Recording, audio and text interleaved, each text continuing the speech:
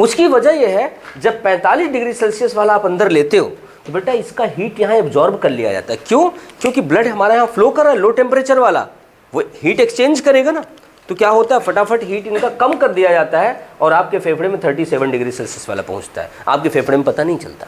और जब विंटर में आप लेते हो तो यहां तक तो वेस्टिब्यूल तक तो पता चलेगा क्योंकि इधर कैपिलरी है नहीं, जैसे यहां जाएगा तो इसको क्या होता है, हीट दे दिया जाता है और फिर फेफड़े में पहुंचता है क्या, 37 डिग्री सेल्सियस।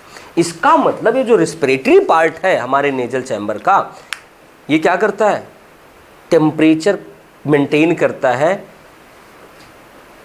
रिस्पिरेटरी गैसेस का। इतने से काम नहीं चलेगा। एक बार एग्जाम में सवाल आया हुआ है कि nasal chamber maintain temperature of respiratory gases, inspiratory gases, expiratory gases. अब देखो रिस्पिरेटरी भी यहां है लेकिन रिस्पिरेटरी के हिसाब से आपका गलत हो जाएगा। वही मुकेल साहब का फोन भी आने लगा।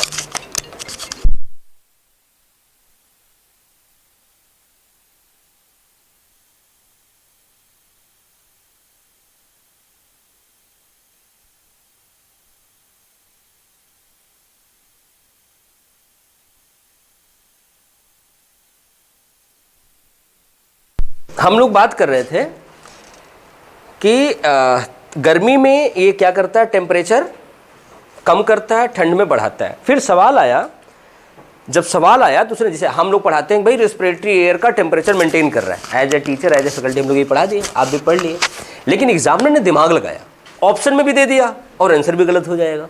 उसने पूछा कि टेम्परेचर मेंटेन करता है रिस्पिरेटरी गैस का कि इंस्पिरेटरी गैस का कि एक्सपिरेटरी गैस का। इंस्पिरेटरी का। एक्सपिरेटरी तो आप हमेशा 37 वाला ही निकालोगे, सही है ना। अब गर्मी में पता नहीं चलता, 37 निकालते हो बाहर टेम्परेचर ज़्यादा उड़ गया, लेकिन विंटर में हेलमेट लगाना, उसके बाद 37 वाला छोड़ना, बाहर टेम्परेचर कम है, एयर कंडेंस हो जाएगी और हेलमेट पे दिखने लगेगी, दिखती है ना। और आप लोग क्या करते हो, जो विंडो का ग्लास लगाए रहते हो करके ऐसे साफ करते हो, वो ये क्या होता है, जो गर्म हवा निकलती है बाहर कंडेंस हो जाती है, इसलिए दिखती है। बेटा ध्यान देना, एक्सपिरेटरी हमेशा 37 का निकलेगा। हमेशा टेम्परेचर रेगुलेट किसका करोगे आप, इंस्पिरेटरी का, इसलिए इसे कहा जाता है air conditioner of the body. क्या कहा जाएगा, एयर कंडीशनर ऑफ बॉडी, क्योंकि टेम्परेचर थर्मोस्टैटिक मेंटेन करता है। इसके अलावा बेटा अब इसके पीछे चले यहाँ, तो यहाँ पे एक एपिथीलिया होती है। इस एपिथीलिया से न्यूरॉन जाते हैं ब्रेन की ओर। इस एपिथीलिया का नाम वैसे कॉमनली बुक में लिखा रहता है ऑल्फैक्टरी एपिथीलियम। एपिथीलियम, इसका टेक्निकल नाम एक और रख दिया गया है SCHNEIDARIAN,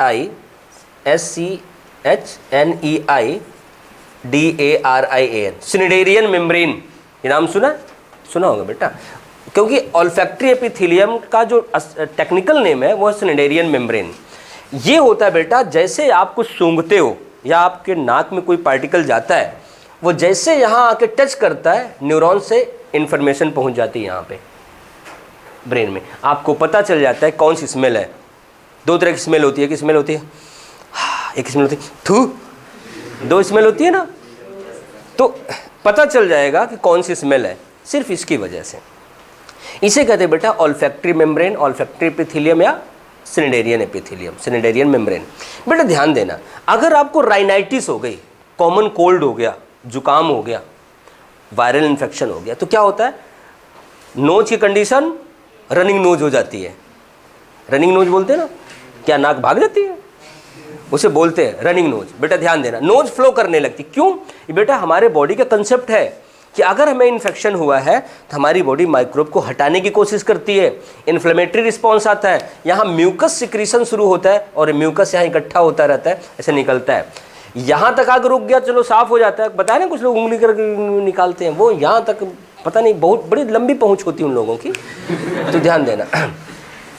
होता क्या है कि म्यूकस यहाँ से पास होता रहता है, जब इन्फेक्शन होता है, वाटरी फ्लूइड निकलता है, तो होता क्या बेटा, वो वाटरी फ्लूइड के दौरान जब आप कभी सूंघने की कोशिश करो तो पार्टिकल यहीं टच करके चिपक के बाहर आ जाते हैं। अगर कोई आपसे जुकाम समय कहता है इसकी स्मेल बताना, ना यार जुकाम है, मैं नहीं बताऊंगा, जुकाम है, आपको पता ही नहीं चलेगा। क्यों, क्योंकि यहाँ पर ये पूरा रनिंग है और यहाँ तक तो इन्फॉर्मेशन जाएगी ही नहीं। ध्यान देना। इंक्यूबेशन पीरियड के बाद धीरे धीरे मेच्योर होकर गाढ़ा हो जाता है, वो अलग बात है, वो डिजीज में बता दूंगा आपको। ये रीजन तीनों के, वेस्टिबुलर, रेस्पिरेटरी एंड ऑल्फैक्टरी। लिखो लिखो, बुलाते हैं तो आते हैं बेटा ये नक्सीरी यहाँ से ऊज होता है, ब्लड ऊज होता है। ये 2-3 कंडीशन में होती है। एक तो बेटा आपका बीपी बढ़ जाए, या अगर आपके ब्लड की कोई ऐसी कंडीशन हो जिसकी वजह से यहाँ वैसोडाइलेशन हो जाए, वो उसका बीपी से लेना देना नहीं होता, वो ज़्यादा हीट हो, लोग कहते हैं ना ब्लड में, वो गर्मी के सीजन में होता है तो वैसोडाइलेशन हो जाता है लॉस करने के लिए। तो उस दौरान इतना ज़्यादा वैसोडाइलेशन होता है कि ब्लड आरबीसी ऊज आउट कर जाती है। और आपको ब्लड पढ़ाऊंगा तो बताऊंगा कि हमारी जो आरबीसी की मेम्ब्रेन है, Donnan membrane, that is much flexible, वो कैपिलरी के थ्रू बाहर भी जा सकती है। तो वो नक्सीरी है बेटा। तो रहने डरा रहा है मुझको मुझे डरा रहा है, चाय पीने से होती है मैं नहीं बंद करता चाय पीने। आगे लिखो है बेटा, क्या वही नक्सीर वैसी कहते हैं, उसी को नक्सीर कहते हैं जो ब्लड बाहर आता है। चलो आगे लिखते हैं हम लोग। नेजल कैविटी लिखना। Nasal cavity is divided into, nasal cavity is divided into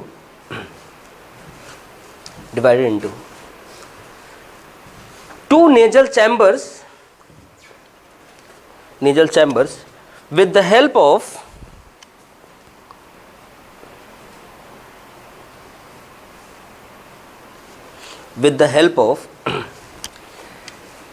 cartilaginous septum, cartilage का बना होता है, cartilaginous septum.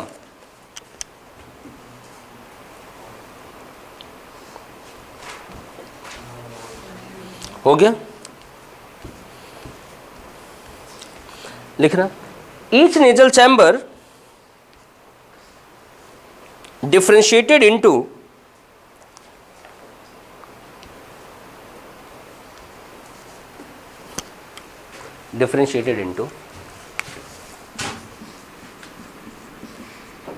Vestibular, respiratory and olfactory parts, vestibular, respiratory and olfactory parts from outer to inner side, outer to inner side, बाहर से भीतर की ओर sequence होता है। ठीक, अब लाइन से लिखना। Vestibular part contains hair like structure,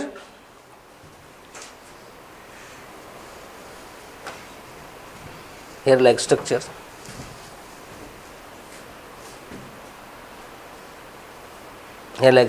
which prevent क्या प्रिवेंट करता है? Prevent entry of smoke and dust particle, smoke and dust particle, smoke and dust particle, full stop. लिखना लाइन चेंज करके। Respiratory part is riched with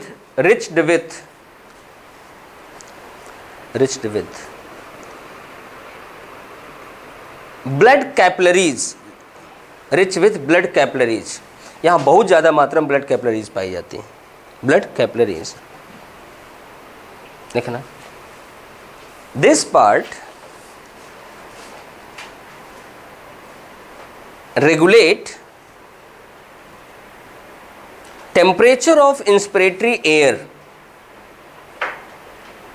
temperature of inspiratory air.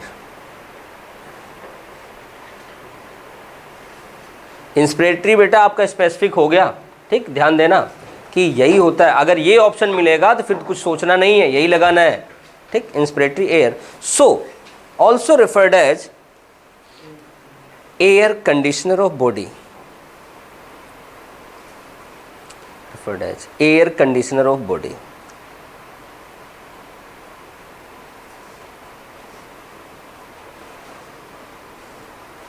हो गया।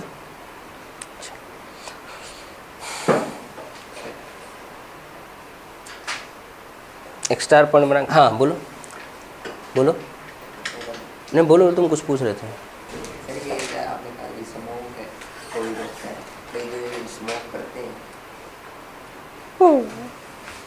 ना, तो ये भी रोक दिया बेटा क्या? नहीं बेटा, स्मोक मतलब धुआं, जो स्मोक करते हैं दैट इज स्मोकिंग, वो धूम्रपान करना होता है, वो स्मोक करना नहीं होता। हाँ, वो जैसे धुआं है नाक से निकल जाता है तो वो भी रोकते हैं। नाक से धुआं आता है, कई लोग सर सिगरेट पीने के बाद नाक से धुआं निकालते हैं। तुम लोग ऐसे ऐसे सवाल पूछते हो यार। वो तो बेटा उसका काम है रोकना, वो तो रोकेगा, वो तो फंसेगा ही फंसेगा। चलो ठीक है। अभी जब लंग्स पढ़ाएंगे ना तो स्मोकिंग के 1-2 सवाल हैं यहाँ पे, एम्फाइसेमा वगैरह है, वो बता दूंगा, ठीक। चलो आगे लिखना। इनर पार्ट इज अच्छा स्टार लिखवा रहा था क्या? चलो अब इनर पार्ट लिख लो, फिर स्टार लिखवा देंगे। Inner part is olfactory and covered by olfactory epithelium, olfactory part and covered by olfactory epithelium or Cnidarian membrane.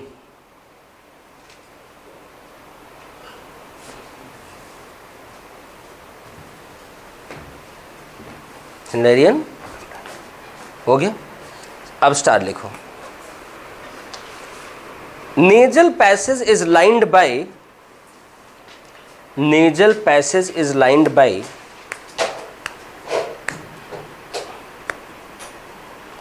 ये लाइन जो भी लिखवा रहा हूं ना, ये आपके ट्रैकिया में भी मिलेगी, lined by pseudo stratified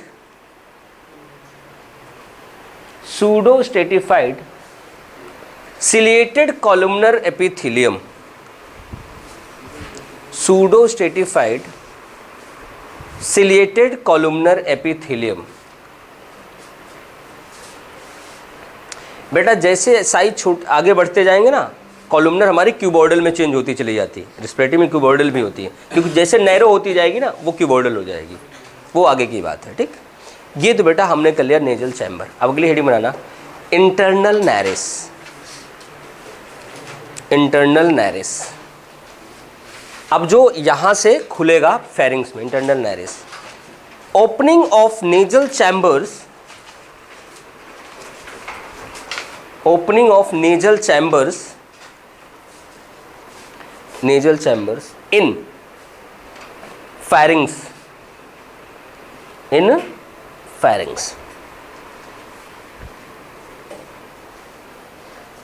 in pharynx, होगी बात।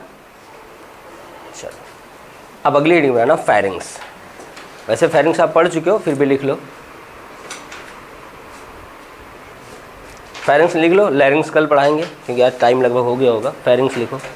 फेरिंग्स इज कॉमन पाथ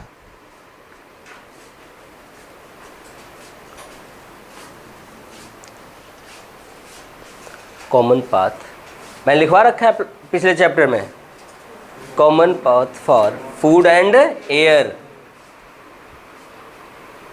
आप सब तो लिखा रखे, अब क्या लिखा है यहाँ पे? 3 पार्ट होता है, फेरेंजाइटिस कही जाती है, सब लिखाने की जरूरत तो नहीं है ना। चलो अगली हेडिंग बनाओ लैरिंग्स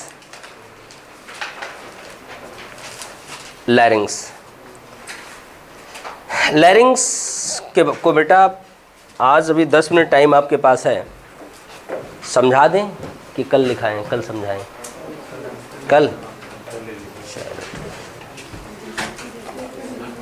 कल फिर लैरिंग्स और ट्रैक